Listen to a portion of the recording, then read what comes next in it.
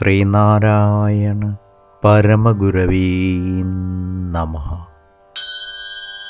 സുപ്രഭാതം.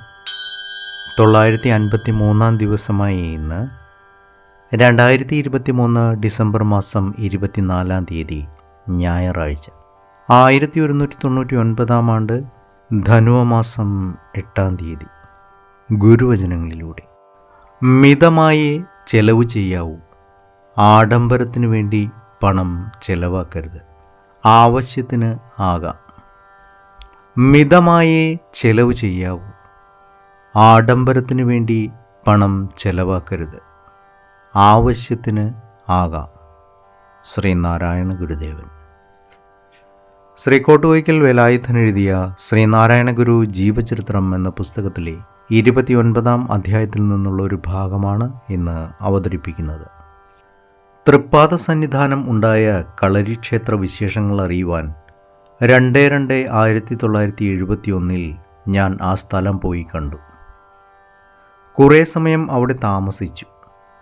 തമിഴ്നാട്ടിൽ കാണുന്നത് പോലെയുള്ള ഒരു കോവിൽ, ഏറെ പഴക്കമുള്ള മരക്കൂട്, അതിന് ഇന്ന് ഓടിട്ടിട്ടുണ്ട്.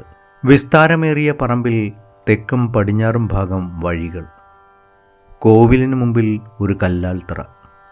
ആൽത്തറയിൽ പഴക്കമേറുന്ന ബോധിവൃക്ഷം നിൽക്കുന്നു.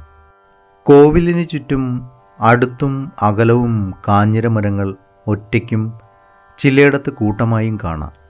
ക്ഷേത്രത്തിന് ചുറ്റിലും പരിസരങ്ങളിലും എല്ലാം തന്നെ സമൃദ്ധി നിറഞ്ഞ വീടുകൾ.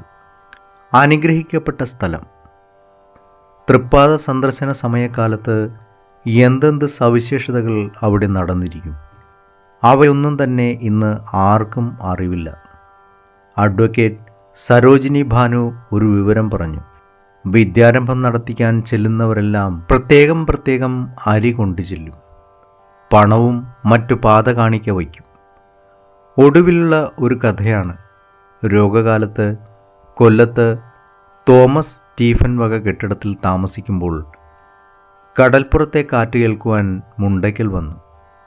വിദ്യാരംഭത്തിന് കുഞ്ഞുങ്ങളെ പലരും കൊണ്ടുചെന്നു.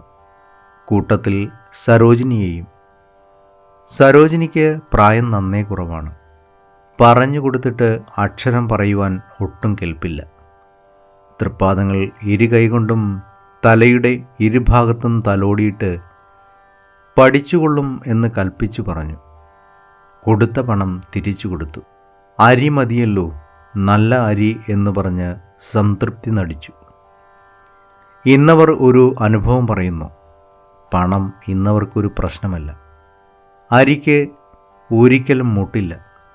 അവർ പ്രാക്ടീസ് നിർത്തി ഉദ്യോഗത്തിന് പോയുമില്ല. സ്വസ്ഥ ജീവിതം കൂടുതൽ അനുഗ്രഹമായി ഉണ്ടല്ലോ.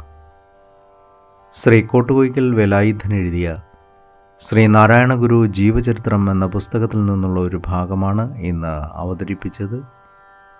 ഏവർക്കും നന്മ നിറഞ്ഞ ഒരു സുദിനമായിരിക്കട്ടെ എന്ന് ആശംസിച്ചുകൊണ്ട് നിർത്തുന്നു. നന്ദി, നമസ്കാരം. ഗുരുധർമ്മം ജയിക്കട്ടെ. ശബ്ദം നൽകിയത് സുജീഷ് മഹേശ്വരി.